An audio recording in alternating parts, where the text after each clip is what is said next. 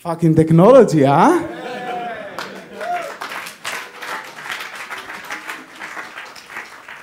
Would you like to add something? No, thank you. You've got the microphone.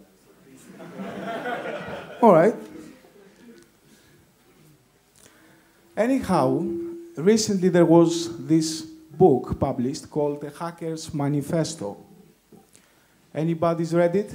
Anybody's in the room read it? Hacker's Manifesto? Raise your arms. What do you think of it? Useful, not useful, bullshit, worthwhile information? Bullshit. Ridiculous. Useful. Useful.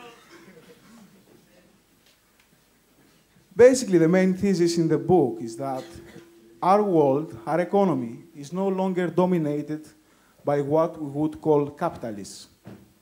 Capitalists have been for a long time a dwindling figure in the economy. They are disappearing slowly, but they are disappearing.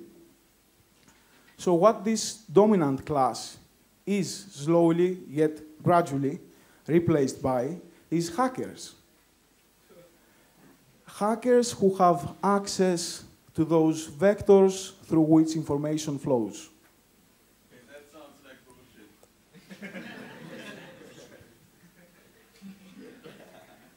No, it was him. Please expand on it. Tell us why. Well, I don't know really. I just don't think hackers are replacing capitalists and are disseminating information. And I don't think this is where we are going. Where is the capitalist I'm replacing? I would like to meet him.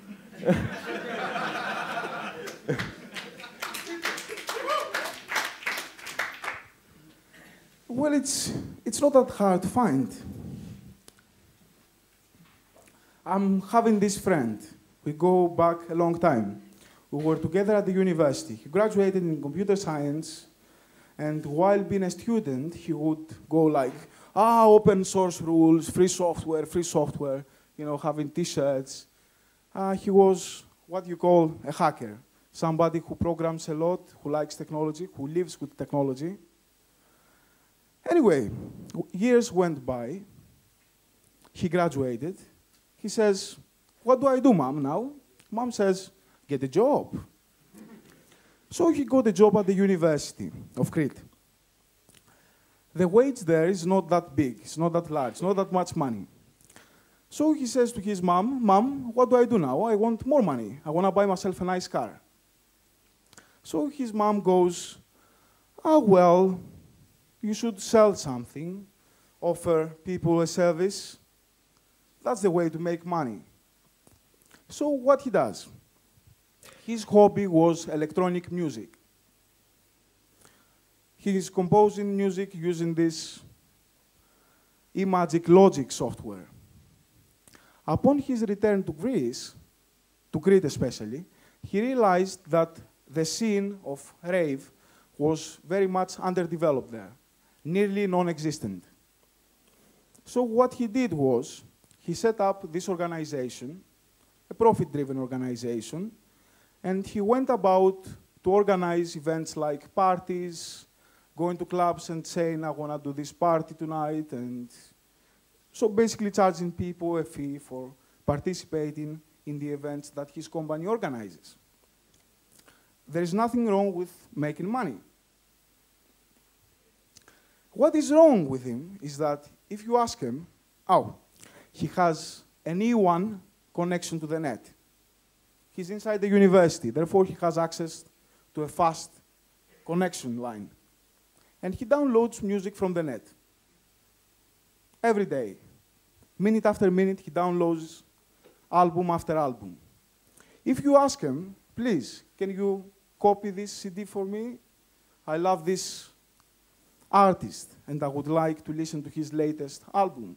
And you ask him, please make a copy for me. He says, no copy for you. Why not? Since you've copied that music from the net, you've downloaded it, you never paid any money. So why you don't give it to me for free? Because he says, if I give you this music for free, you might be tempted to do the same thing I do to make money. So where he's located in Crete, no matter how absurd and how weird that might sound, having access to music, having plenty of music, thousands of digitalized albums, is the basis on which his power is built.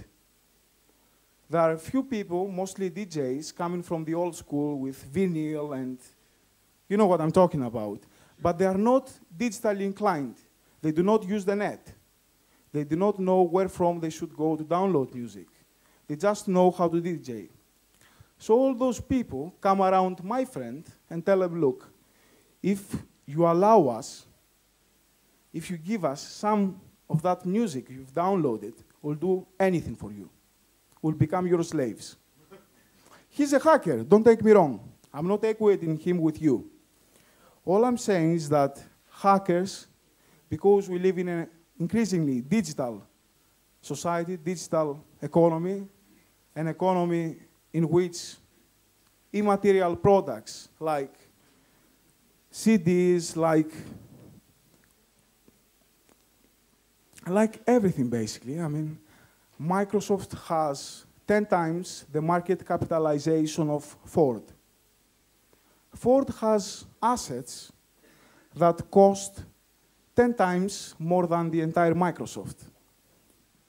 So why does Microsoft has a higher market capitalization, which means that if Bill Gates was to go to the stock exchange and say, look, I'm out of Microsoft, please give me my money, he would get more money than Ford. Why is that so? Because our economy nowadays is more than ever established on the value of immaterial products. Do you agree with me? Hold on. I think you should be very careful when you say immaterial product. A CD is not, I mean, a CD is not at all immaterial. Yeah, but the value of the CD is not in the material format. That's right, that's right. It's what is inside, stored inside. That's right, but it comes out of a production of work. So what actually is immaterial in this? This is a material product, huh? Matter, plastic. I didn't pay 1,500 euros for the plastic. What I gave the money for is for all this condensed knowledge that makes up what's inside. What's inside it, like Marcos X, is immaterial.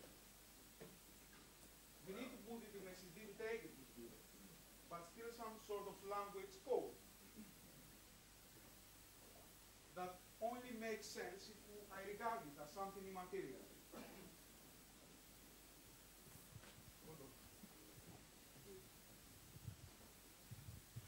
So what I'm saying is that a blank CD costs nothing. A CD in which music, especially by famous artists, is being stored in, costs much more. So the value is not in the material device used to transmit and to carry that value along, but it lies in what's in there, immaterial, behind the surface, behind the plastic. Please. I think that's a myth. I think you or whoever paid 1,500 euros because the company thought with 1,500 euros they could make out their profit. Because with 2,000 euros less people would buy it, and with 1,300 euros they couldn't get a big enough cut of it. I don't think the price is the matter here, because we're talking about, I mean, this specific computer is an apple, and it's, I don't know if we should, if I should need to say it, but Mac OS X contains a lot of intellectual property, and this is also what you buy. And if I go to China, I live in China sometimes, and if I go there and say I want to, I go to some kind of factory and say, or produce me some integrated circuit chips, and they tell me, okay, we do it for, say, an amount of money that is N, and so what my problem is not that I cannot produce those chips, but I don't have the knowledge. I don't know what to do. This is the information. Yeah, I think equating value with price is the myth. Creating value? Equating. Equating.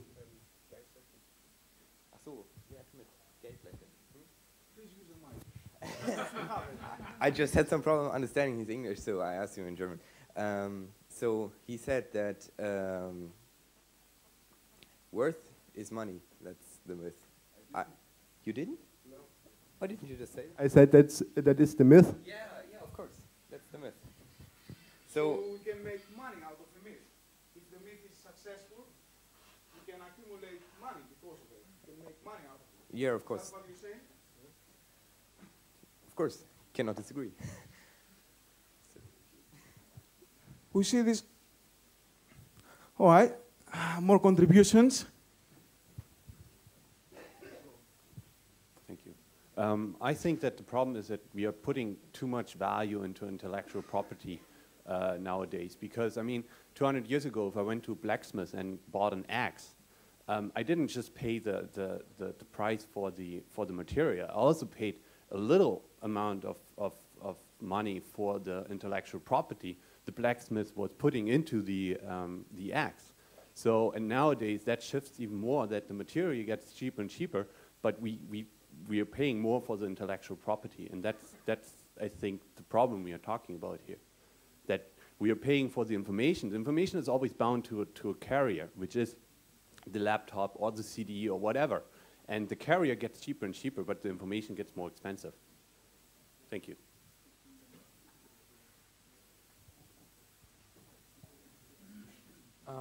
I would like to argue that the discussion should not be around immaterial products and intellectual property as such. When we're paying a CD, you can always argue, well, I'm paying $1 for the actual plastic and something else is intellectual property.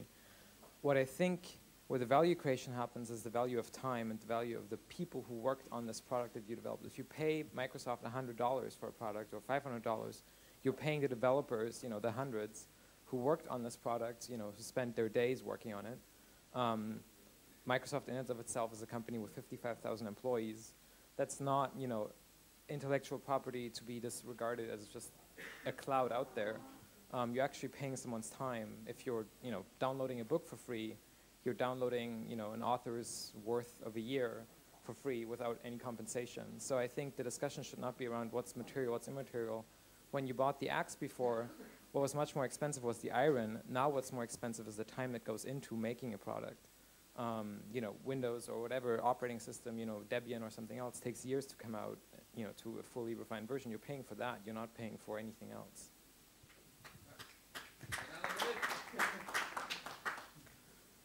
Please, applaud. Please. That's where I wanted to go to. The point is not whether a product or something can be digital or not. What is important is the process through which this thing comes into being. What matters is not the result, the final product of the production process, but the production process itself. Right now in this room, and I have the privilege of having met him personally, is a unique thinker. What he says is that the object of intellectual property is not to create wealth, is not to make money, but intellectual property is first and foremost designed to control people. According to one of his papers, IBM has a patent on how to employ and retain free software developers, which means that if you've ever developed a line of HTML, you would have to get IBM's permission before going to work at any other company. Is that insane or not? Yet this patent exists. Has anybody inside this room ever developed a single line of HTML? Raise your hands, please. Everybody? So unless you work for IBM, you have to go to IBM and get permission to work elsewhere. This situation has not been demonstrated to its full extent, mostly because it's not necessary for them to do it right now. Yet soon, I believe the time will come when intellectual property will be used, will be deployed for what it actually is, a mechanism to control workers, not a mechanism to make money by selling immaterial or material products. What is important? I mean, we have people like Lawrence Lessig, and he says, intellectual property should be reformed because there is a big, major difference between material and immaterial products. That's bollocks. What's important is the production process, as you said. It takes 3 or 4 or 5 years' time to produce something like Microsoft Windows. So, say I'm a Windows developer. I've spent 5 years of my life developing Windows. Can I go to another company and say, look, I've developed Windows, and that's the product of my labor, and I'd like to take it with me and apply it to a different situation, in a different company, in a different production setting? No, because Microsoft or Microtheft would object to my doing so. She would say, listen, you signed this intellectual property agreement, it's included in your contract, and you cannot take your knowledge of Windows with you when you go to work elsewhere. I saw somebody raising his hand. Would you like to add something? Yeah. There is a major flaw in the example of the X, because intellectual property is not about paying for the knowledge. It's about one person telling all other persons that he is the only one who should be able to build X's. So it means intellectual property is not for giving money for a product. It's about keeping other people out from making products. It's about keeping other people out from starting production processes or creative processes. That's in fact all.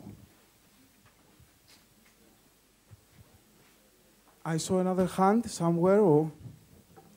Nope. All right then, so let's go back to myths. Why is this whole intellectual property, this whole myth, this whole spectacle happening right now, and where does it lead to? Aside from being designed to control workers, to control the production process itself, immaterial, I forget the last word, intellectual property exists and will become more a powerful mechanism than it already is. Because a myth central to capitalism is no longer feasible, has lost its attraction. There was this myth that wealth multiplied in 3 generations. Say I start today with empty pockets and with empty hands, and I don't have any money. So I'm penniless, and I go about living my life. I would first try to build a house, then I would find a job, then I would have a family, perhaps have a son or a daughter, and sooner or later die. My son or my daughter would repeat the process once more. The only major difference is that my son or my daughter would inherit a house, the house I built with my hands. Once this process would be completed, he would, of course, die. But his son or his daughter, which means my grandson or my granddaughter, would inherit more than my son or my daughter did, because the one house in the space of one generation would become 3 houses. Do you understand that? No, it's obvious. In countries like Greece, it was always reckoned that wealth would multiply.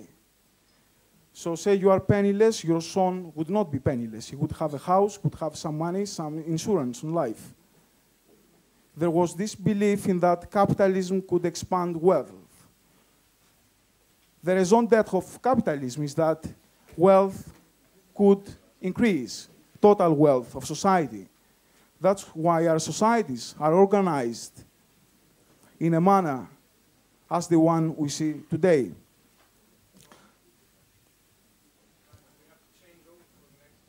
Do we?